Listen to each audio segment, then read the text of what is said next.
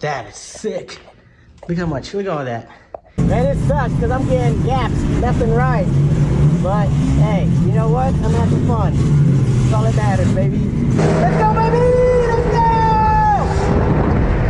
go! What's up, guys? Welcome to today's video. We're finally doing Underglow. If you saw the last video, I wanted to do it a certain way, but unfortunately, I did not realize how expensive polycarbonate sheets are. I mean, a full sheet was, with shipping, was like $300 to $400. And I am not about to drop $300 to $400 on some accessories lighting. Now, if it was like suspension or something like that, yeah, I can do that. So we will go option 2, and that is mounting it on the car. Now, we're gonna do it a little different, right? So here's the idea. Now, the way I wanna do it is I wanted to light up the whole perimeter of the bumper. So this curvature here, that is the idea. The reason why I would do that because it's a different look, and I think it'll look probably the best. But because I want to do it that way, I can't just buy a pre-made kit. Those only come in certain sizes, and they're usually pretty straight. There's no curvature or anything like that to them. I've seen some that don't really look good, only because you're limited to the sizes they have. What I mean is that if you look on the IS specifically, right, you have a very specific length here. Some of the pre-made kit don't extend that far, or the width is not that far. So when people install it, you know, it goes from like right here to, let's say, like right here, or even sometimes even shorter from here to here. And when it's lit up, it's only this little section right here on the ground that's lit up, as opposed to like the whole perimeter. I've seen this a lot where like it'll light up only this like little section right here, but you still got all that real estate. So that's why I decided not to buy those kits, instead made my own. Pretty much everything that I made. So let's start off with the LED strips. First thing was I bought 2 of these RGBW 4-in-1 LED strip. I think they're 5 meters long, so I got 2 of those, and I still had some left over to save. This right here is the front bumper, and then you got side skirt, and then you have the rear bumper as well. I also made this little indicator light for inside the cab. That way I know what color is shining. Over here, I have all the adapters, splitters, and then the controller, which is just a basic, you know, RGBW controller. It uses a remote, basically. It was I had it whenever I did my TV LED strip, so I decided to use it again. These are all like pre-made extensions or adapters, and then also my splitters and whatnot. But yeah, also the great thing was I measured everything. So I measured all the strips, I measured all of the wiring adapters, extensions, stuff like that, and I will link it in the description for you guys if you guys want to do that. I kind of want to give you an idea of what I'm trying to do here, right? So let's start with the rear bumper. The rear bumper, notice there's a little exhaust section right here. So what I'm thinking is start a strip there, run the perimeter here, okay? Stop right there, run a little extension across, and continue all the way over to here. Run another extension over here, over the wheel arch, start again right there, and go all the way across. And then I have an extension go from here up into the firewall. And then on this side, I'm gonna start there, run across right here, stop there, extension inside. There's like a little section up here. You probably see it there. Run extension here, all the way down here, run it down to the front bumper, run it across, and then from here, second wire will go into the firewall. All right, so I just temporarily taped it for now, but give you an idea. So basically, it runs there, and then what I'm doing is I'm gonna zip tie it, drill a hole here, and just zip tie it across. Now I know why they did it straight, because these strips cannot bend side to side. It's not that easy. So whenever I get to these area, I'll probably have to put a lot of zip ties and just bend it somehow. I don't know, but that's the idea here. So what I'm gonna do, also I actually made the strip a little bit longer than what it should have been. Do is cut a slit here and just feed it onto the back side. there. So now I think I'm gonna do is go ahead and remove the backing of it and start zip tying it to the bumper.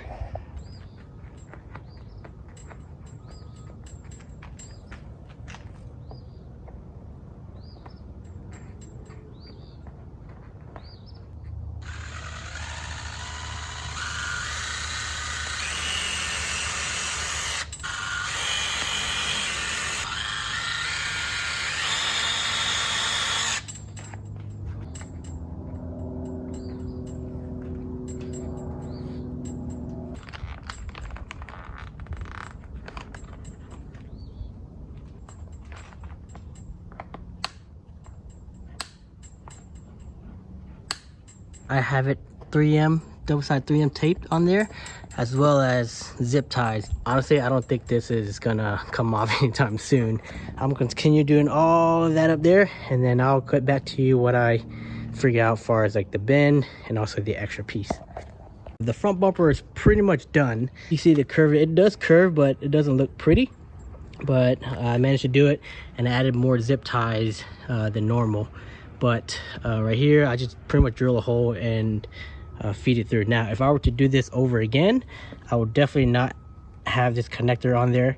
That way I don't have to drill a big of a hole to pass it through. And then once I'm done, I can just reconnect it. Rear bumper is finally done. I did the same way as I did on the front bumper, except for this one little section. So right here, right there, and then right here. So basically this curve is way too aggressive and the strip would not bend that easily. Now, I didn't even like try to do it this way, but it just happened to work because the strip was a little too long. I managed to have just enough to click it from connect this strip to this strip there, and it's pretty snug too without having an adapter. So at least I have an extra one just in case. All right, so finally done with the side skirt. That took a while because I had to do it on the floor and wasn't that much room, but managed to do it. Just to show you what I did was, so there's one long strip here, and it went up inside right there. There's like a hole you can see right there, and ran the wires inside, and then it went right back down, and then it attached to the front bumper here. And then from there, it actually went right back up. You can see up here, then up to the firewall. I made a little splitter here. And then I pull the wire through the grommet right there. On the back side, I have one strip right there, and then I have another long strip over here, and then I have an extension, long extension that goes across the wheel arch, and then another long strip over there. But anyways, so it went up here, and you can kind of see I connected it. So channel, there you go. And then for now, I'm just gonna zip tie it to these original, I think, splash guard hole up here. So I gotta pull that there, and then later on I'll zip tie it, make it all pretty. And on the inside, I have the, first off, I have the negative to this hole right here. This 10mm hole. Now you gotta do it behind this plastic piece, okay? If you do it in front of it, you're not gonna have a good ground. So it's behind it, and this metal plate back there, that goes into the negative here.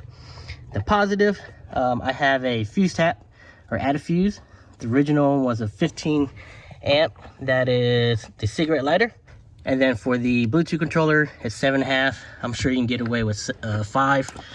So all you gotta do now is put this to where the cigarette hole is. Just like that.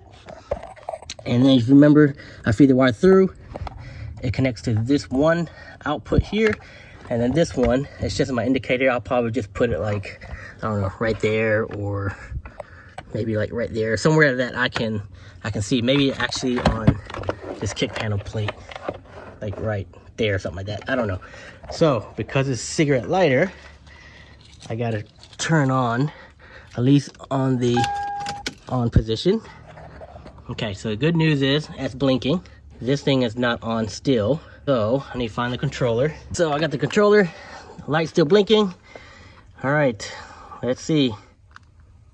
So I got red, green, blue, yellow, purple, cyan pure white. Wow. Okay, so now let's go take a look out on the car. I'm gonna turn off the garage light, turn it on. Wow, look at that, sick. Since my car is purple, I am gonna do purple.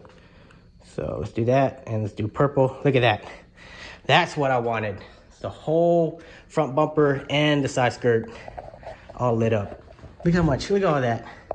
So again, instead of it being like a little section, it's the whole, almost the whole perimeter of the car. Now the front bumper looks sick. I just don't know how long it'll last, to be honest. All right, so I'm gonna button up the wiring, and I will see you guys at the track tomorrow.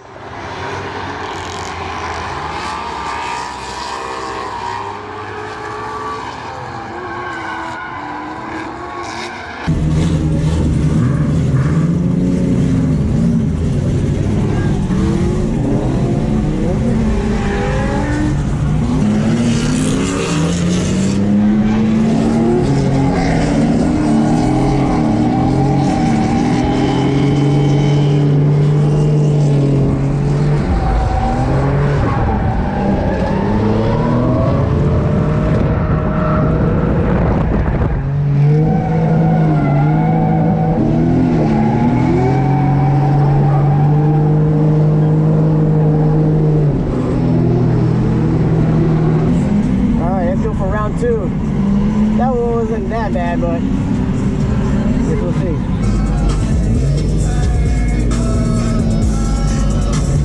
Man, it sucks because I'm getting gaps left and right. But hey, you know what? I'm having fun. That's all that matters, baby.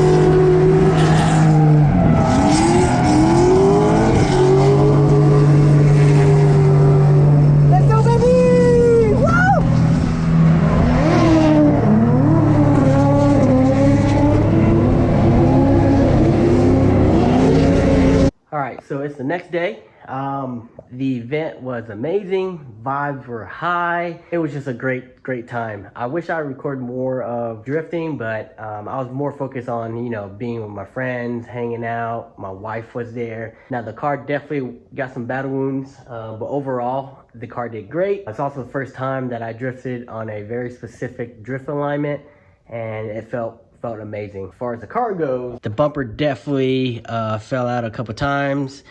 So what I did was I added like three zip ties just to hold it in place. I think what I'm gonna do is I'm gonna replace that with like nut and bolt. Also this part right here, I need to roll that in.